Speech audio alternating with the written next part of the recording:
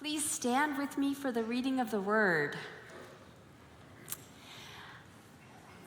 Proverbs 31, 8-9. Speak out for those who cannot speak, for the rights of all the destitute. Speak out, judge righteously, defend the rights of the poor and needy. The word of God. You may be seated. Chris, thank you so much for sharing your story. I was so impressed by the interview, and there was a moment that stuck with me from Chris's story, and that was that moment on the school bus where a bully is saying bad names and bad words, and the most popular girl in school says, "Hey, leave Chris alone. That's not who he is." We all need someone to speak up for us, don't we? As I was hearing his story, I was looking for, I knew the scripture talks about speaking up for people, and we were sitting around the table with the pastoral team, and these two verses from Proverbs 31 came up. And I thought, I have never seen these two verses in Proverbs 31 before. Oh, I'm sure I've read them. But for me, Proverbs 31 has always been about the Proverbs 31 woman. And I don't know how I feel about this woman. I mean, on the one hand, she is a liberated woman, is she not? She's an entrepreneur. She has her own clothing line. She goes to the gym. Don't believe me? It says she makes her arms strong. She has her own nonprofit, helping the poor and the needy. She is a liberated woman. But on the other hand, she's superhuman. She gets up in the dark to get the food ready and write the delegation list for everyone else in the household. And the text says her lamp does not go out at night. So as it said, she's burning the candle at both ends. I want to say to her, sister, you don't have to do it all. So I have to say I've been rather distracted by the Proverbs 31 women, and I haven't noticed how this whole chapter starts. The chapter starts with a proverb from another woman that I don't know anything about. She's the mother of a king, King Lemuel. Now, scholars disagree on who this king is. Some people say this is King Solomon and this is Bathsheba writing these words to him, but we don't really know. We just know it's a queen mother, and she's writing to her son. And these first verses go to her son, and she starts by telling her son what she does not want him to do. Verse 3, do not give your strength to women, your ways to those who destroy kings. Verse 4, it is not for kings, O Lemuel, it is not for kings to drink wine or for rulers to desire strong drink. Now, avoiding sex and alcohol is hardly new advice. This mother wants to make sure her son stays in the straight and narrow. Be careful about the women. Be careful about the drugs and alcohol. This was the favorite topic of some of my teachers and pastors in high school. I kept feeling like, we've got the message. Can you move on to something else? But this mom wants her son to stay away from women, stay away from alcohol. But the surprise in the text comes from her rationale and the alternative she recommends for him. Why? Why stay away? Verse 5, lest they drink and forget what has been decreed and pervert the rights of all the afflicted. The queen mother knew that drinking gets in the way of justice. Now, for those who have lived through the trauma of domestic abuse from a partner or a parent addicted to alcohol, or for those who have lost a loved one to a drunk driver, this lack of justice is not hard to imagine. But surely these are extreme cases one may protest. Well, let's pause a moment on this question. This January, the U.S. Surgeon General issued an advisory calling for health warning labels on alcohol to include risks of certain cancers.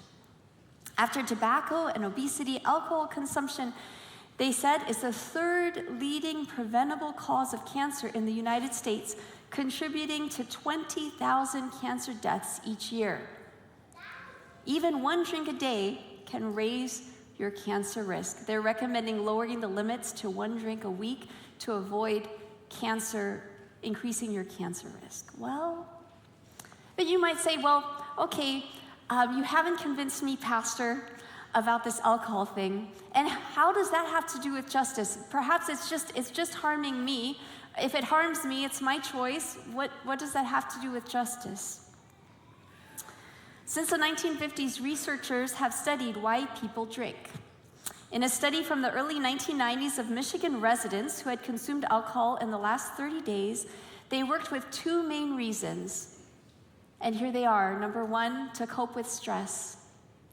Number two, to be sociable. People said on the survey, I just want to forget my troubles, I just want to relax, or I just want to be with other people, and this is something fun we do together, and we celebrate. Interestingly, in this study, Black participants drank less alcohol than white participants.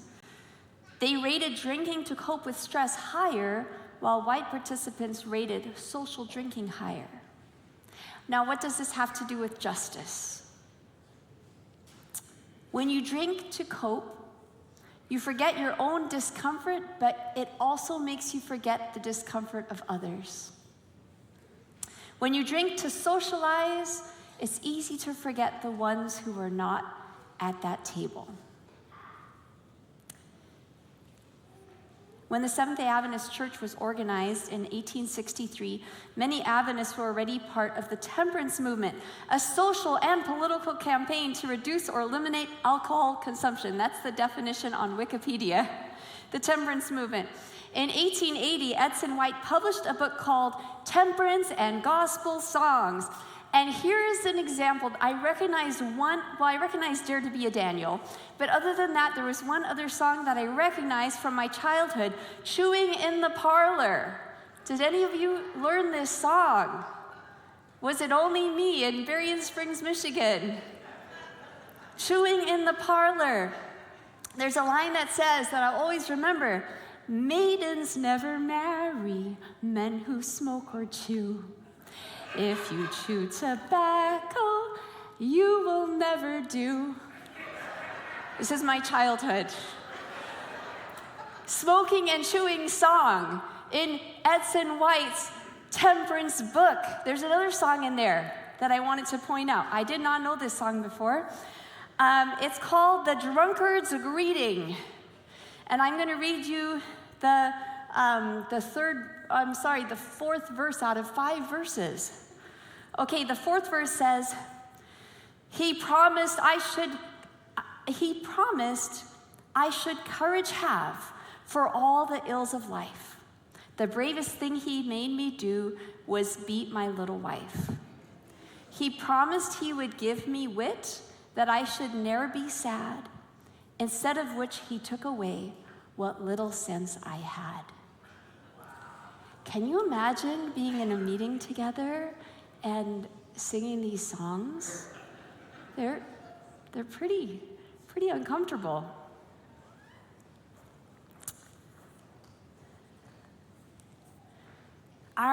The founders of this movement were very concerned and serious about the impacts of alcohol, tobacco, not only for one's personal health, but the health of the community, the justice for the community.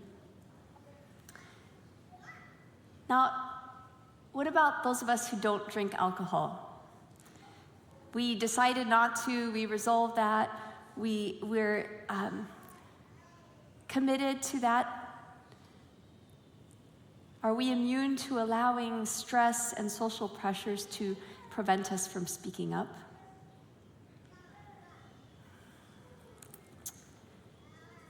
Early Adventists identified our mission with 3 angels from the book of Revelation.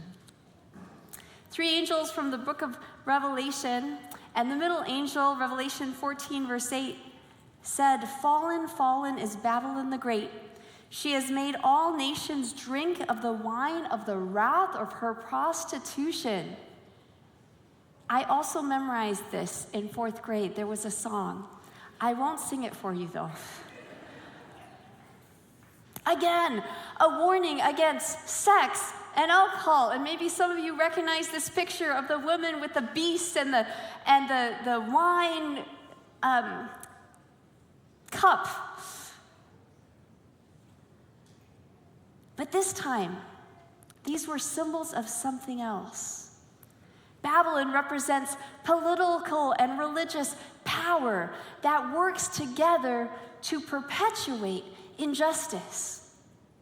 This intoxication with power makes us choose what's comfortable. Why do we drink? We drink to release stress, right? To cope.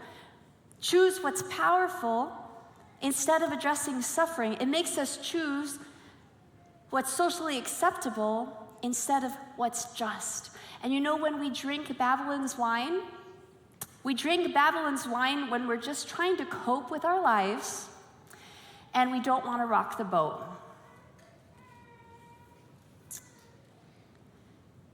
In the text, when Babylon falls in Revelation chapter 18, the merchants weep because no one buys their cargo anymore. And what's at the end of a long list of previously profitable items? Verse 13 of chapter 18.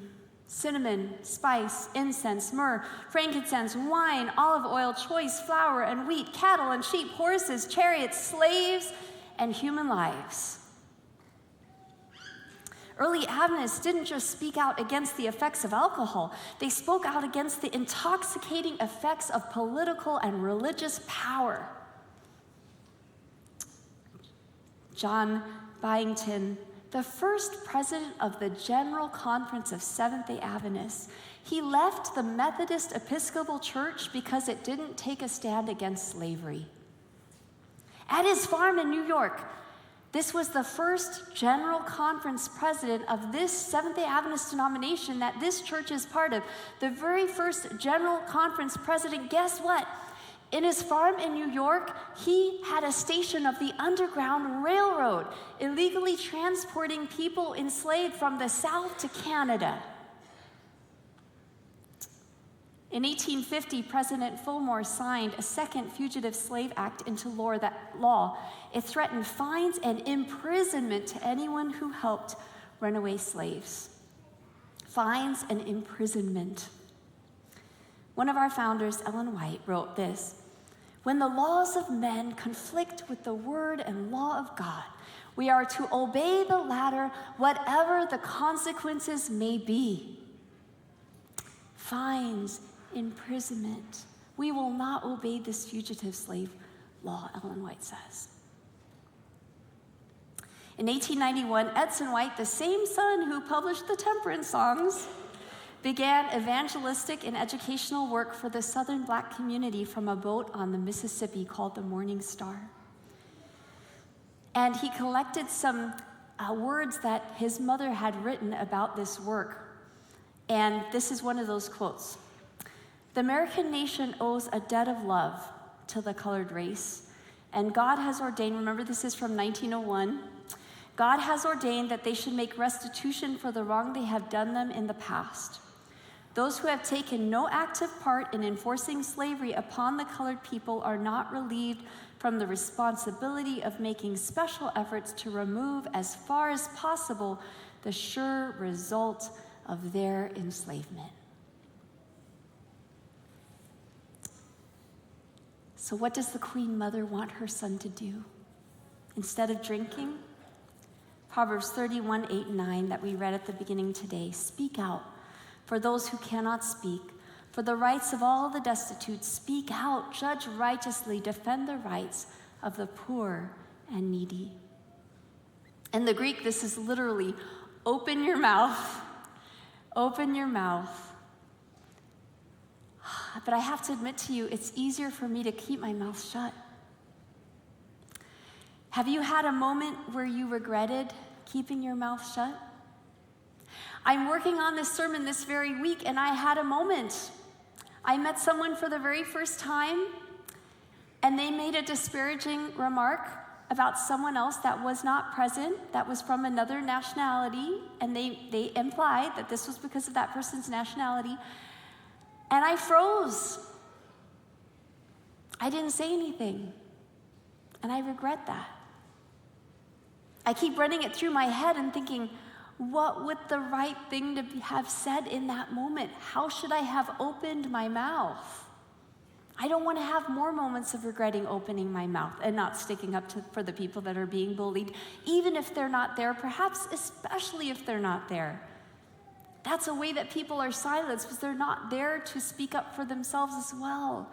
I don't want to have more moments like that. When I was working on the book In Grandpa's Shoes, my grandfather, I love him so much. I'm so proud of him. He's done so many things that I followed in his footsteps. But I also wanted him to share, what are those moments of regret for you? What do you wish you had done differently looking back?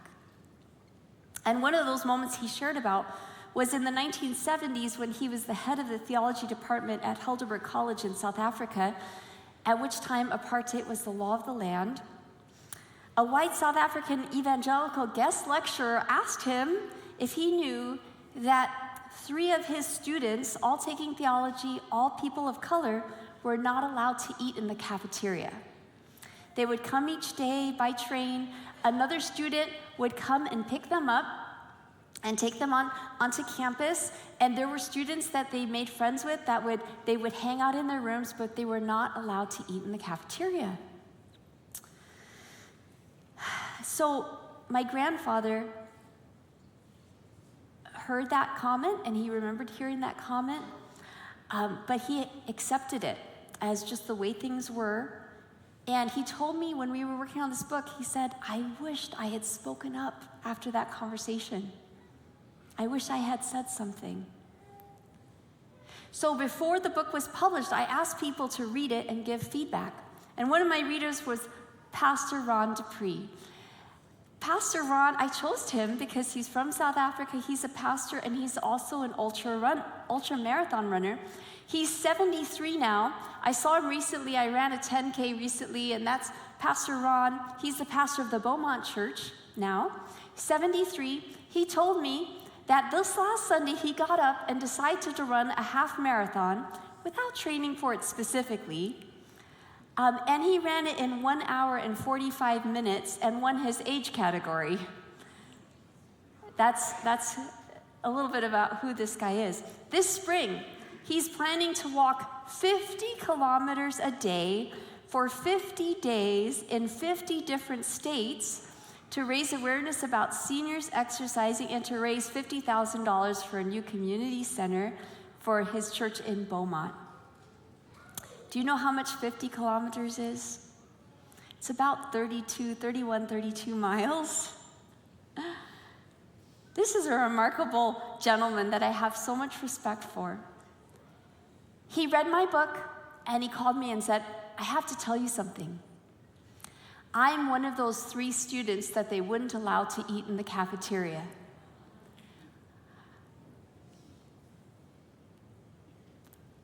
He told me more of the story. His dad, Elwyn Dupree, had been the first person of color accepted at Heidelberg in 1967, 1968. But when graduation time came, he was not allowed to march.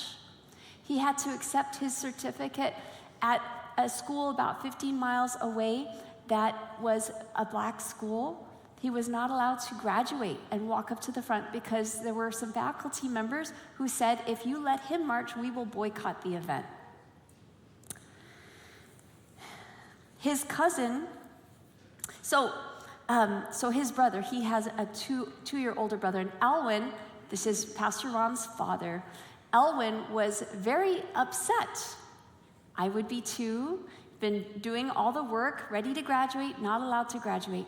And his older brother, 2 years older, he said, "Elwyn, be patient. Justice will prevail." In 2007, 33 years later, my ultra runner friend, Pastor Ron, that's him there, he was the first person of color to be honored as Alumnus of the Year at Heidelberg. And his cousin, Gerald, the son of that brother who told his dad to be patient, was the first person of color to be the college president. And that same weekend, his dad was invited to come and march down the aisle to accept his diploma 39 years later. All on the same weekend. Perhaps you have a family story of opening your mouth for justice. I'm proud that my uncle, Dr. John Webster, our first preacher in this series, was part of crafting the Seventh-day Adventist Church's statement of confession to the Truth and Reconciliation Commission led by Desmond Tutu. This week I heard a story about Dr. Adeni Schmidt, part of the Sutter family over this part of the church, who came to the United States from Argentina as a 17-year-old in 1964. She was one of my professors when I was in college. She's there on the right, and I think she still looks like herself. She remembers one of the few times her dad decided to turn on the television on a Sabbath. They had just gotten there, they were living in Washington, D.C., and there was a march happening that day, possibly the March on Washington to end the war in Vietnam. "Don't stand by while human life is destroyed," was the statement on one of the flyers. Adeni's dad suggested that they join the march. It was such an important cultural moment that they needed to witness it. It was Sabbath, and they needed to open their mouths. I heard a story from Kevin Strain, one of our worship leaders here today. His stepfather was a student at Oakwood College in Huntsville, Alabama. In the early 1960s, students at this historically black Adventist school had been told not to engage in these marches. His stepdad, Russell Nelson, did so anyway. You could see him there. He held a banner that said, "We shall overcome." And guess what? Today, his picture holding that banner is displayed in a hall at Oakwood, celebrating the struggle. I read a story this week from that same book, from that same time, 1965, from the Seventh-day Adventists and the Civil Rights Movement, by Samuel London. He tells the story of how in 1965, 2 Oakwood faculty members decided to attend the Huntsville Central Seventh-day Adventist Church. The head deacon tried to stop them from entering, but the women were insistent. They went down and sat down, but the preacher stopped his sermon, told them the church was not integrated, and asked them to leave. So the next week, a group of Oakwood students tried to enter the same church. A deacon met them at the door with a gun and used a racial slur, told them to leave. So one of the Oakwood faculty members, Dr. Alfonso Green, the senior, felt he must do something. He brought more students to the church, but that time the church leaders decided to shut down the whole worship service and have everybody go home. The next week, Oakwood's president held an emergency meeting of faculty and staff and ordered them not to go to the church. I'm guessing they were getting some pressure from a few different places. Dr. Green said, "As an adult, I can go anywhere I'd like to go, thank you very much," but he promised that he would not take the students. So he said, "Fine, I will not take students with me." So he told the students on Sabbath morning that he couldn't take them, and the students said, "We'll meet you over there." Okay. When the group entered the foyer that day, the Adventist minister promised to resolve the problem if they agreed to leave. And that week, the members of the Huntsville Central Seventh-day Adventist Church voted to allow all people into their sanctuary to worship. The grandson of that courageous professor is the lead pastor of our sister church, Mount Rubidoux, Pastor Alfonso Green III. And here he is with his dad, his grandfather, and his son, 4 generations. What stories would you like to tell? What stories would you like your grandchildren to be able to tell about you opening your mouth for justice? In Proverbs 31, the queen tells her son, "Look, if anyone needs alcohol, it's those afflicted ones, leave it to them. Verses 6 and 7, give strong drink to the one who is perishing, and wine to those in bitter distress. Let them drink and forget their poverty and remember their misery no more. But when Jesus was in misery, he didn't take the wine. Mark 15, verse 23, it says, and they offered him wine mixed with myrrh to help ease his suffering. And he did not take it. Earlier in his ministry, he had not been afraid to open his mouth. In Matthew 23, verse 13, he said, woe to you, scribes and Pharisees, hypocrites, for you lock people out of the kingdom of heaven. For you do not go in yourselves, and when others are going in, you stop them. But on the day of his execution, King Jesus chose to be like the one who was silenced. Matthew 27, verse 14, but he gave him no answer, not even to a single charge, so that the governor Pilate was greatly amazed. Jesus stands in solidarity with all those who have been silenced. Jesus insists on feeling our pain down to the very last drop. Last week, Dr. Holoviak Valentine shared this hymn of Paul's from his Dark Night of the Soul. And I'm going to jump into it on verse 8. He humbled himself and became obedient to the point of death, even death on a cross.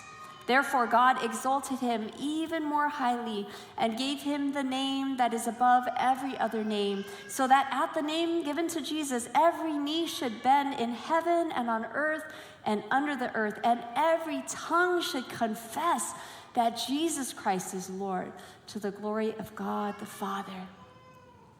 Babylon is not Lord. Caesar is not Lord. And on that day, every silenced tongue will be free to say, Jesus Christ is Lord. Until that day, let's follow the wise words of King Lemuel's mother. And this is my translation. Open your mouth for the silenced, for all the left behind children. Open your mouth. Judge righteously. Use your privilege for those who have been beaten down and don't have what they need. Amen.